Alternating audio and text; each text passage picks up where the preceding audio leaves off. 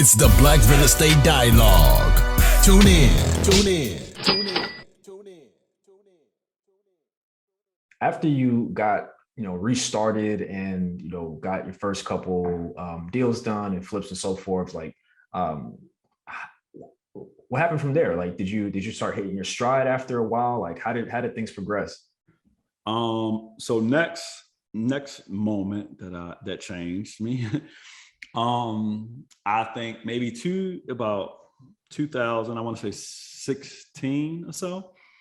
I'm having random conversations. So it's like this little, I had joined my neighborhood association, right? Well, I don't even know if I had joined at that point in time, but it's like this little neighborhood club kind of thing where like a lot of the older guys go and sit. And I had made friends with this one guy, and he's like the guy who just knows everybody, like one of those kind of people. And I came across this idea of private money, right? And I had been trying through I brought software and everything. I'm sending out letters like, hey, you want to lend me some money? And I've tried all these different ways to find money because I'm like, all right, all these deals I'm doing are 50-50. I knew about hard money, but once I started learning about private money, I was like, this is it. I said, but I'm like trying. And it's hard. Like people, I don't know. Some people make private money sound, it was hard for me. Let me say it that way. Private money was hard for me to find. It took me some time to find. Some people find it right away or know somebody. For me, it was difficult. So I was like sending out letters and doing all this stuff. And I'm talking to this guy and I was like, man, I need to learn how to raise money.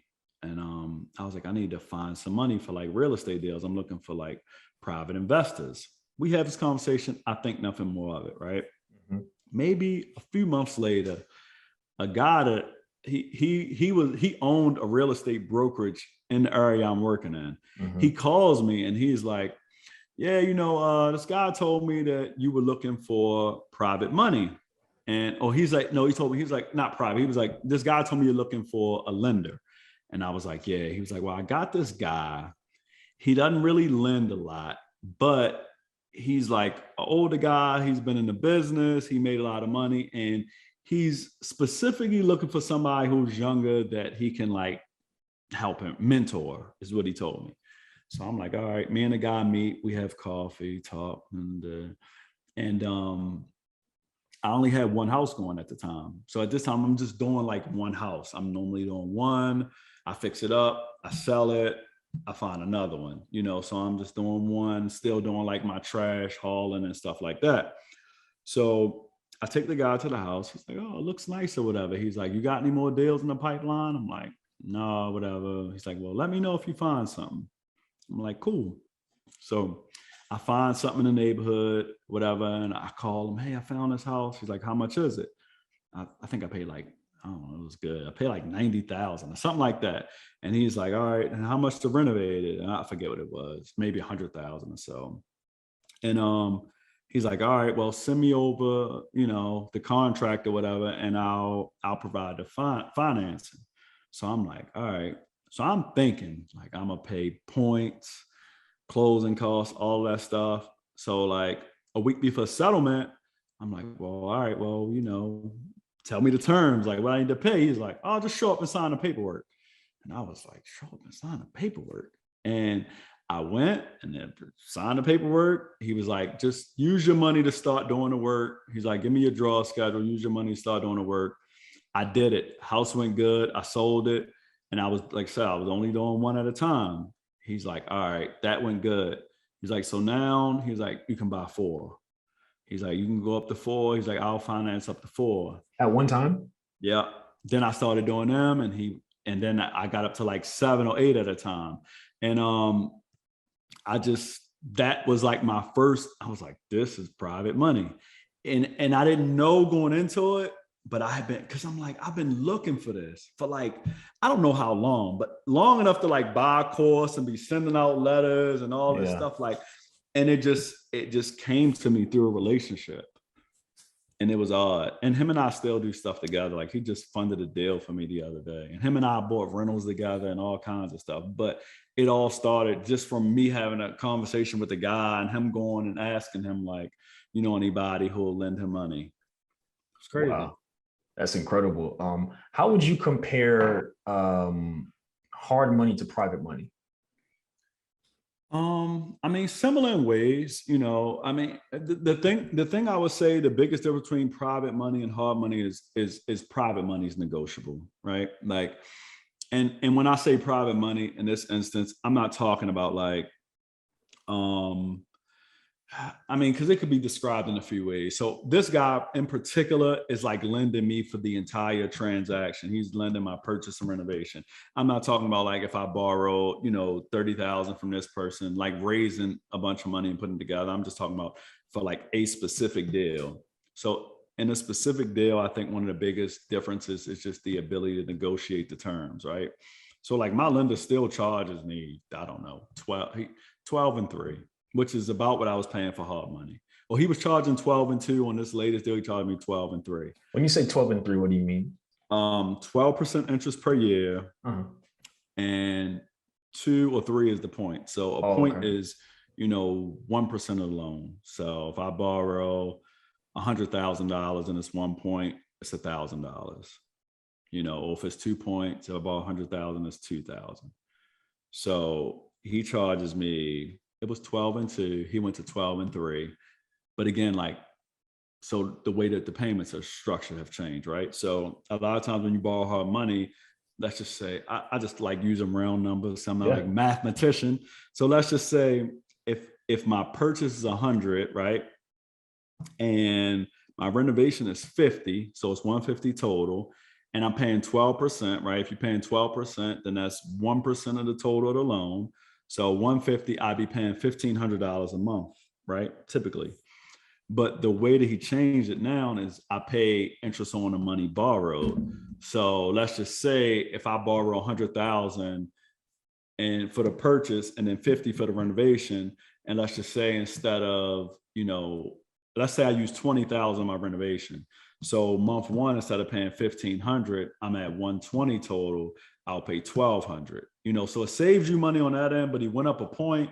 So I'm still seeing if it kind of washes out or if it works. But that's important as hard money lenders too, like their terms. You know, so you know, with hard money, it's same thing. Points, interest. It's the way you know the way you pay it back. That kind of stuff. Just the terms of it. You know, a lot of hard money lenders after 6 months or 9 months, they may add a point on to the loan, or they may change the interest rate. Like one of my guys, he used to do 9 months. Now it's at 6 months, he charges more. I'm like, okay, 6 months, I'm probably not going to have this house sold. So I need to be prepared to pay additional interest. You know, hard money lenders tend to just be a little more stringent with their terms. And it's just like, this is what it is. So say one of the biggest things that was a game changer between private money and hard money, or not one of the biggest thing. And in relation to the terms is that like my private lender, I don't pay monthly mortgage. I only pay when the property sells. Are you looking for a community of like-minded individuals and access to experts in real estate? Yeah. Are you interested in real estate but need more support and guidance? You know who it is. The Black Real Estate Dialogue presents the Real Estate Investing Community. No matter how much or how little real estate experience you have, we've created a community for you because your perspective is important.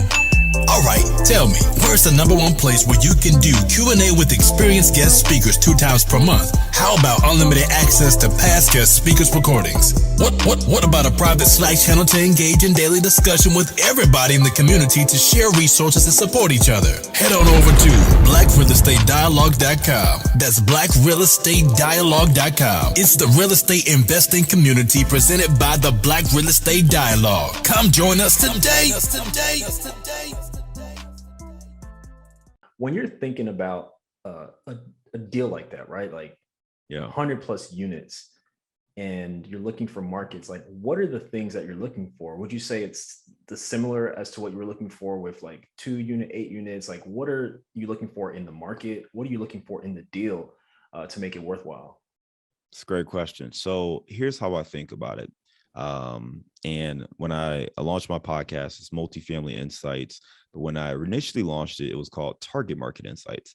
And the reason I launched it was I was trying to find the best places to invest. And I wanted to know how other investors were finding them. What criteria did they use? Where did they pull their data from? What resources did they tap into? And we got a lot of those answers, on that show. So I felt pretty good about that and was able to pivot. But to answer that question, when I was in Chicago, I felt like I had my thumb on the pulse. So I really didn't need a whole lot of data, right? I was talking to people. I had colleagues and coworkers. I would ask where you're renting, where you moving to, what are you looking at? And you just had a sense of like where you wanted to invest. I was going to events. I'm talking to other investors, right? So that was more intuitive because I was having so many conversations.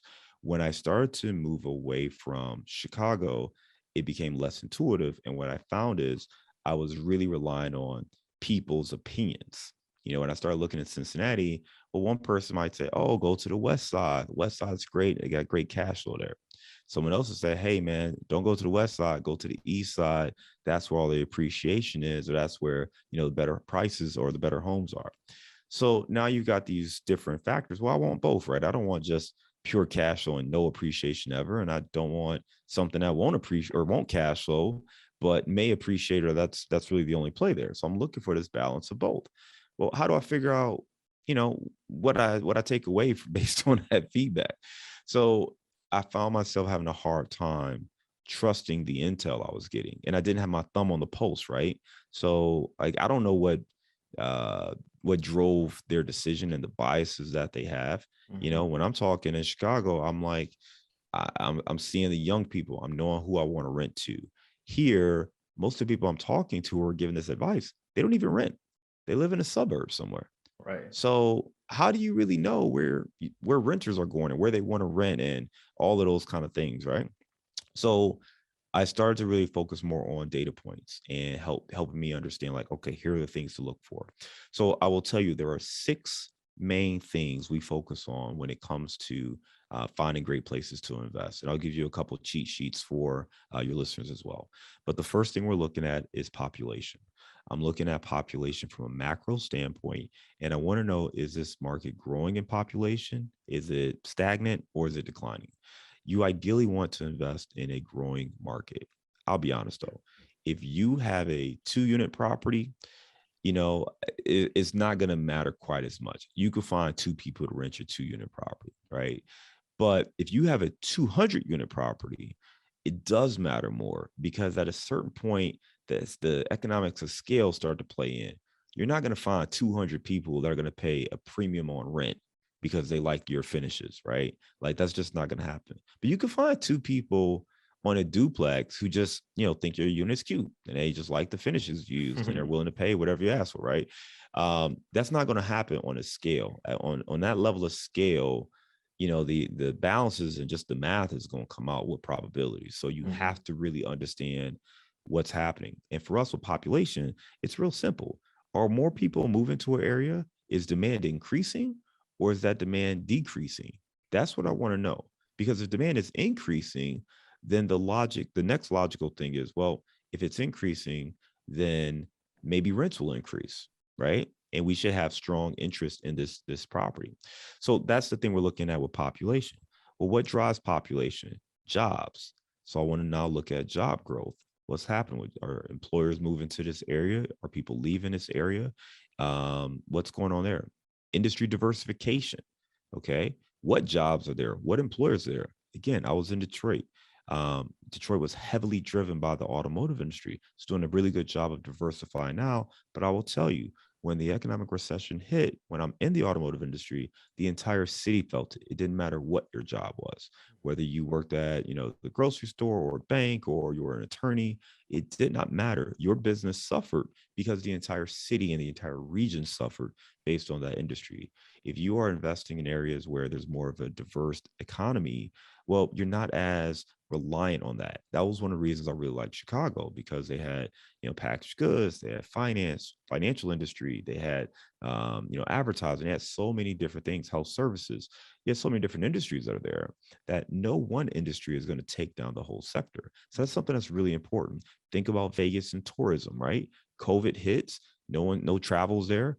Markets like that can really suffer. So you have to keep those kind of things in mind when you're looking at it too. So those are the three things from a market standpoint, right? We talked about population, we talked about job growth, we talked about industry diversification. Hi everyone, Sam here from the Black Real Estate Dialogue. Make sure to hit that notification bell and that subscribe button, and to visit us at blackrealestatedialogue.com.